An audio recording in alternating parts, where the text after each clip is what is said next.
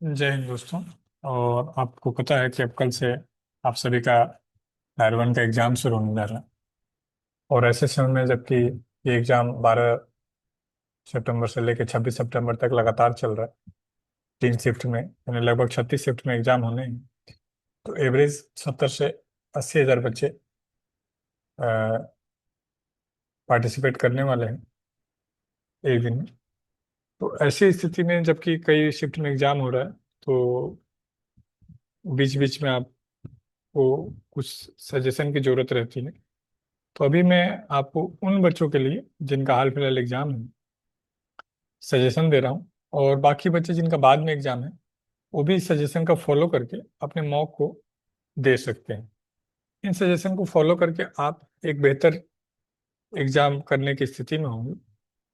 हालांकि मैंने गुरुकुल के बच्चों को सभी को इस पर टाइम टाइम गाइड कर करके बना दिया है, लेकिन मान लीजिए कोई बच्चा जो घर पे है या जो गुरुकुल में नहीं है और वो चाहता है कि एग्जाम के समय क्या क्या गलती नहीं करना है या किन किन चीज़ों का ध्यान रखना है, तो ये वीडियो आपके लिए यूजफुल होगा।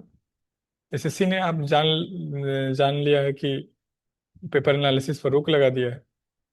तो ड्यूरिंग एग्जाम पेपर एनालिसिस नहीं होने से इस बार मेरा मानना है कि 8 से 10 नंबर कटअप पे फर्क पड़ेगा, क्योंकि पेपर एनालिसिस होने से क्या होता है कि बाद के बच्चों को हेल्प मिल जाती थी। तो सरकार ने, एसएससी ने इस पर रोक लगा दी है।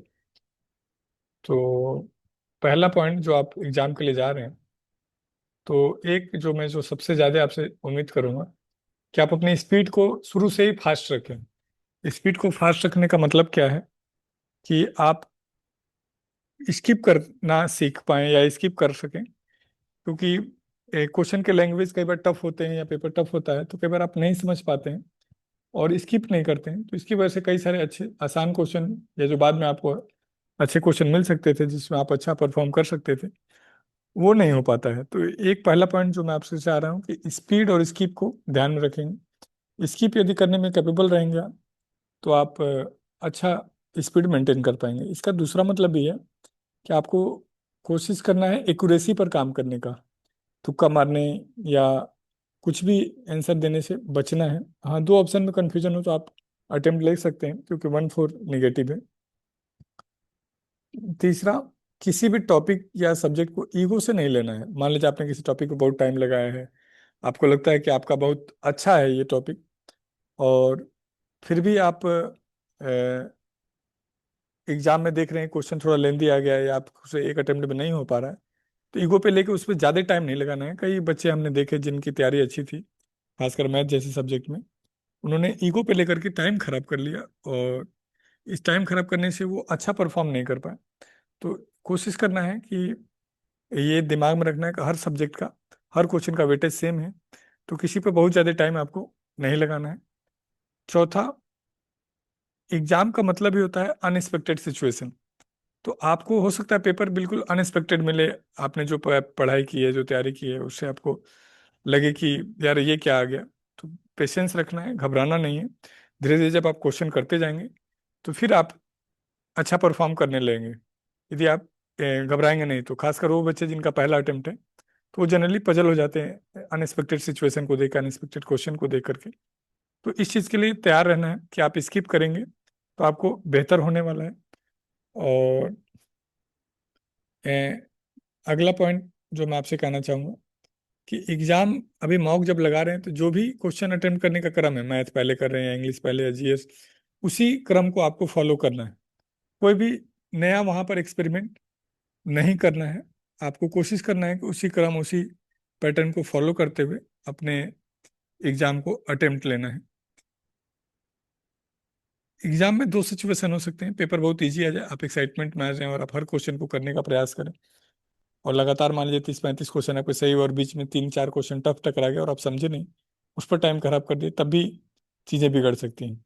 दूसरा कंडीशन हो सकता है एग्जाम टफ आए और आपके शुरू के 10 12 13 क्वेश्चन ना हो रहे हो, 8 क्वेश्चन ना हो रहे हो, 6 क्वेश्चन ना हो रहे हो, और आप पजल हो रहे हो, लेकिन आपको पता चले कि बाद में तो वो तो आसान था। इन दोनों सिचुएशन से आपको मेंटली तैयार रहना है।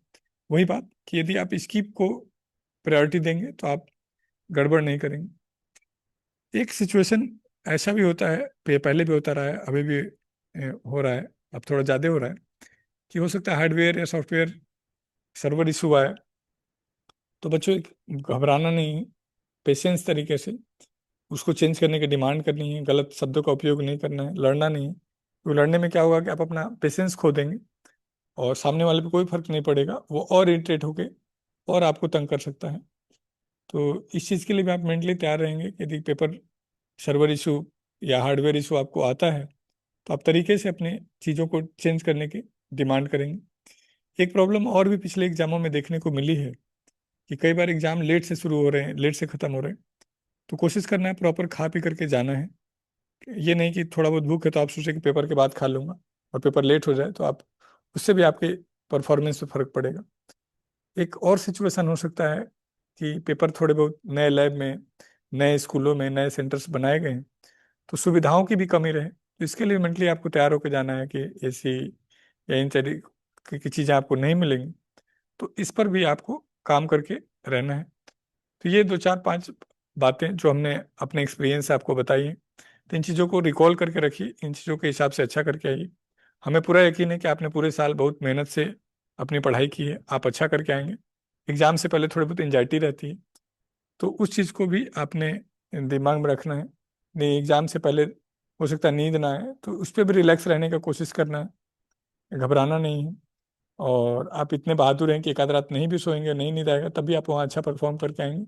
लेकिन हाँ, सोएंगे तो अच्छा है, कोशिश करेंगे सोने के लिए। तो मेरी तरफ से पूरी गुड विशेज हैं आपको, आप बेहतर करके आए। और फिर हम जल्दी आपको मेंस की स्ट्रेटजी की बात करेंगे। गुरुकुल में 22 तारीख से हम लोग मेंस का प्लान शुरू कर दे रहे हैं। तो यदि आप गुरुकुल से जुड़ना चाहते हैं या आप गुरुकुल के विद्यार्थी हैं, तो अपने उस हिसाब से छुट्टी प्लान कर लेंगे। 90 दिन का हम प्लान लेकर के आ रहे हैं। और मैं एज्यूम करता हूँ कि एसएससी अपने टाइम पे एग्जाम्स कंडक्ट करेगी, क्योंकि जिस हिसाब से इन्होंने संडे को भी ऑफ नहीं किया, तो और लैब की संख्या बढ़ाई है, तो ये कोशिश है कि जो कैलेंडर बना है उसी के हिसाब से एग्जाम हो। तो दिसंबर लास्ट में एग्जाम हो सकता है। तो आप उस हिसाब से अपनी तैयारी करके रखेंगे। हमारा हमारा जो शेड्यूल बना रहे हैं उसके हिसाब से 22 दिसंबर तक हम अपना शेड्यूल कंप्लीट कर देंगे, जिसमें टेस्ट, टारगेट, डाउट, इस तरीके की चीज़ों को कवर अप करेंगे। तो चलिए, आप सबको बहुत सारी गुड विशेज हैं, बढ़िया से झंडा फहरा के आइए। आप सबको ऑल द बेस्ट, अच्छा परफॉर्म करिए। जय हिंद, सब बढ़िया होगा।